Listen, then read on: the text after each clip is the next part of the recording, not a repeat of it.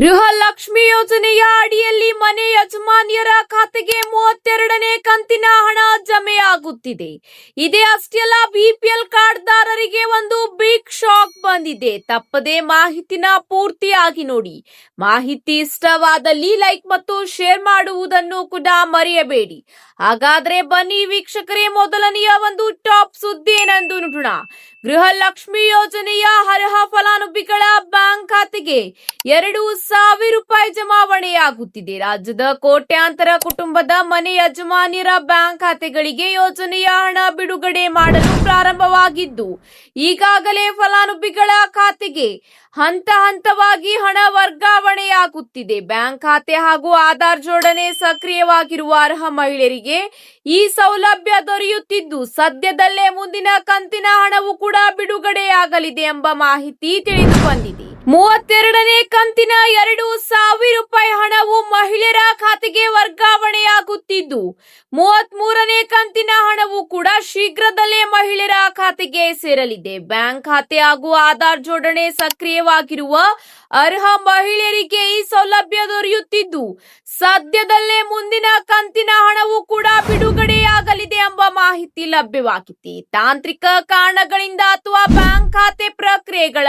ವಿಳಂಬದಿಂದಾಗಿ ಇನ್ನೂ ಹಣ ತಲುಪದ ಫಲಾನುಭವಿಗಳು ಯಾವುದೇ ಆತಂಕ ಪಡುವ ಅಗತ್ಯವಿಲ್ಲ. ಬ್ಯಾಂಕ್ ಖಾತೆಗೆ ಆಧಾರ್ ಲಿಂಕ್ ಆಗದಿರುವುದು, ಈ ಕೆವೈಸಿ ಪೂರ್ಣಗೊಳಿಸದಿರುವುದು ಅಥವಾ ಖಾತೆ ನಿಷ್ಕ್ರಿಯಗೊಂಡಿರುವುದು ಹಣ ಜಮೆಯಾಗದಿರಲು ಮುಖ್ಯ ಕಾರಣವಾಗಿರುತ್ತದೆ. ಇಂತಹ ಸಮಸ್ಯೆಗಳಿದ್ದಲ್ಲಿ ತಕ್ಷಣವೇ ಹತ್ತಿರದ ಬ್ಯಾಂಕ್ ಅಥವಾ ಗ್ರಾಮ ಒನ್ ಕರ್ನಾಟಕ ಒನ್ ಕೇಂದ್ರಗಳನ್ನು ಸಂಪರ್ಕಿಸಿ ದಾಖಲಾತಿಗಳನ್ನು ಸರಿಪಡಿಸಿಕೊಳ್ಳಲು ಸೂಚನೆ ನೀಡಲಾಗಿದೆ. ಫಲಾನುಭವಿಗಳು ತಮ್ಮ ಮೊಬೈಲ್ಗೆ ಬರುವ SMS ಅಥವಾ ಬ್ಯಾಂಕ್ ಪಾಸ್ಬುಕ್ ಎಂಟ್ರಿ ಅಥವಾ DBT ಕರ್ನಾಟಕ ಆಪ್ ಮೂಲಕ ಹಣ ಬಂದಿರುವ ವಿವರಗಳನ್ನು ಸುಲಭವಾಗಿ ಪರಿಶೀಲಿಸಿಕೊಳ್ಳಬಹುದಾಗಿದೆ. ಆಧಾರ್ ಮತ್ತು ಬ್ಯಾಂಕ್ ಖಾತೆ ಸಕ್ರಿಯವಾಗಿದ್ದು, ನಿಯಮಾನುಸಾರ ಅರ್ಹತೆ ಹೊಂದಿರುವ ಪ್ರತಿಯೊಬ್ಬ ಫಲಾನುಭವಿಯ ಖಾತೆಗೆ ಹಂತ ಹಂತವಾಗಿ ಹಣ ತಲುಪಲಿದೆ ಎಂಬ ಮಾಹಿತಿ ಲಭ್ಯವಾಗಿದೆ. ಹೌದು ಸ್ನೇಹಿತರೆ, ಇಂದು ಈ ಒಂದು ಹಣ ಬಿಡುಗಡೆಯಾಗಿದ್ದು, 2 ಅಥವಾ 3 ದಿನಗಳಲ್ಲಿ ಮಹಿಳೆಯರ ಖಾತೆಗೆ 32ನೇ ಕಂತಿನ ಹಣ ವರ್ಗಾವಣೆಯಾದರೆ ಅತಿ ಶೀಘ್ರದಲ್ಲೇ 33ನೇ ಕಂತಿನ ಹಣವು ಕೂಡ ವರ್ಗಾವಣೆಯಾಗಲಿದೆ ಎಂಬ ಮಾಹಿತಿ ಲಭ್ಯವಾಗಿದೆ. ಇದರ ಜೊತೆಗೆ ಮುಂದಿನ ಒಂದು ಅಪ್ಡೇಟ್ ಏನೆಂದು ನೋಡೋಣ ಬನ್ನಿ ಸ್ನೇಹಿತರೆ. ಪಡಿತರ ವ್ಯವಸ್ಥೆಯಲ್ಲಿ ಪಾರದರ್ಶತೆ ಇರುವ ಉದ್ದೇಶದಿಂದ ಆಹಾರ ಮತ್ತು ನಾಗರಿಕ ಸರಬರಾಜು ಇಲಾಖೆ ಈಗ ಈ ಕೆವೈಸಿ ಮಾಡಿಸಿ 5 ವರ್ಷ ಪೂರೈಸಿದ್ದ ಫಲಾನುಭವಿಗಳಿಗೆ ಮತ್ತೊಮ್ಮೆ ಈ ಕೆವೈಸಿ ಕಡ್ಡಾಯಗೊಳಿಸಿದೆ. ಇದರಿಂದಾಗಿ ಈಗ ರಾಜ್ಯಾದ್ಯಂತ ಎಲ್ಲ ಪಡಿತರ ಚೀಟಿದಾರರು ಈ ಕೆವೈಸಿ ಮಾಡಿಸುವುದು ತುಂಬಾ ಮುಖ್ಯವಾಗಿದೆ. ಈ ಕೆವೈಸಿ ಮಾಡಿಸಿಲ್ಲ ಅಂದರೆ ರೇಷನ್ ಕಟ್ ಎಂಬ ಮಾಹಿತಿ ಈಗ ಹೊರಬಿದ್ದಿದೆ.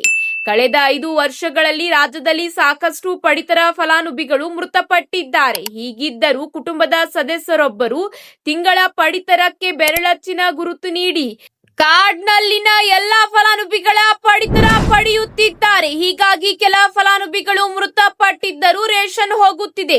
ಇದರಿಂದ ಸರ್ಕಾರಕ್ಕೆ ಕೋಟ್ಯಾಂತರ ರೂಪಾಯಿ ನಷ್ಟವಾಗುತ್ತಿತ್ತು. ಅದಲ್ಲದೆ ಅರ್ಹತೆ ಇಲ್ಲದವರ ಹೆಸರು ಡಬಲ್ ಕಾರ್ಡ್ನಲ್ಲಿ ಹೆಸರು ಇರುವುದು ಹೆಚ್ಚಾಗಿತ್ತು. ಈ ಎಲ್ಲಾ ಲೋಪಗಳನ್ನು ಸರಿಪಡಿಸಿ ನಿಜವಾದ ಫಲಾನುಭವಿಗಳಿಗೆ ಮಾತ್ರ ಸೌಲಭ್ಯ ತಲುಪಿಸುವುದೇ ಈ ಕೆವೈಸಿ ಮುಖ್ಯ ಉದ್ದೇಶ ಎಂಬ ಮಾಹಿತಿ ಇಲಾಖೆಯ ಅಧಿಕಾರಿಗಳು ತಿಳಿಸಿದ್ದಾರೆ. ಈ ಒಂದು ಕಾರಣದಿಂದ ಎಲ್ಲ BPL, APL ಮತ್ತು ಅಂತ್ಯೋದಯ ಅನ್ನ ಯೋಜನೆ ಕಾರ್ಡ್ ಇದ್ದವರು ಈ ಪ್ರಕ್ರಿಯೆಯನ್ನು ಕಡ್ಡಾಯವಾಗಿ ಮಾಡಿಸಬೇಕು. ಪಡಿತರ ಚೀಟಿಯಲ್ಲಿರುವ ಪ್ರತಿಯೊಬ್ಬ ಸದಸ್ಯರು ಬೆರಳಚ್ಚು ಅಥವಾ OTP ಮೂಲಕ ತಮ್ಮ ಗುರುತು ದೃಢೀಕರಿಸಬೇಕು. ಈಗಾಗಲೇ ರಾಜ್ಯಾದ್ಯಂತ ಈ ಒಂದು ಪ್ರಕ್ರಿಯೆ ಆರಂಭವಾಗಲಿದೆ ಎಂಬ ಮಾಹಿತಿ ಲಭ್ಯವಾಗಿದೆ. ಫಲಾನುಭವಿಗಳ ಅನುಕೂಲಕ್ಕಾಗಿ ನ್ಯಾಯಬೆಲೆ ಅಂಗಡಿಗಳಲ್ಲೇ ಈ ಕೆವೈಸಿ ಮಾಡಿಸಲಾಗುತ್ತದೆ. ಪಡಿತರ ಚೀಟಿ ಎಲ್ಲಾ ಸದಸ್ಯರ ಆಧಾರ್ ಕಾರ್ಡ್ ಮತ್ತು ಆಧಾರ್ ಲಿಂಕ್ ಆಗಿರುವ ಮೊಬೈಲ್ ನಂಬರ್ ಕಡ್ಡಾಯವಾಗಿ ಜೊತೆ ಇರಬೇಕು ಎಂಬ ಮಾಹಿತಿಯನ್ನು ಇಲಾಖೆ ತಿಳಿಸಿದೆ. ಸರ್ಕಾರ ನಿಗದಿಪಡಿಸುವ ಕೊನೆಯ ದಿನಾಂಕದೊಳಗೆ ಈ ಕೆವೈಸಿ ಮಾಡಿಸದಿದ್ದಲ್ಲಿ ಆ ಸದಸ್ಯರ ಹೆಸರನ್ನು ಪಡಿತರ ಚೀಟಿಯಿಂದ ತಾತ್ಕಾಲಿಕವಾಗಿ ತೆಗೆಯಲಾಗುತ್ತದೆ. ಇದರಿಂದ ಆ ತಿಂಗಳಿಂದ ಪಡಿತರ ಸಿಗುವುದಿಲ್ಲ. ನಂತರ ಮಾಡಿಸಿದರೆ ಮತ್ತೆ ಹೆಸರು ಸೇರಿಸಲಾಗುತ್ತದೆ. ರಾಜ್ಯ ಸರ್ಕಾರ ಇನ್ನೂ ಅಂತಿಮ ದಿನಾಂಕ ಘೋಷಣೆ ಮಾಡಿಲ್ಲ. ಆದರೆ ಆಗಸ್ಟ್ ಮತ್ತು ಸೆಪ್ಟೆಂಬರ್ ತಿಂಗಳ ಒಳಗೆ ಇಡೀ ಪ್ರಕ್ರಿಯೆ ಮುಗಿಸುವ ಗುರಿ ಹೊಂದಲಾಗಿದೆ ಎಂಬ ಇಲಾಖೆ ಅಧಿಕಾರಿಗಳು ಮಾಹಿತಿ ತಿಳಿಸಿದ್ದಾರೆ.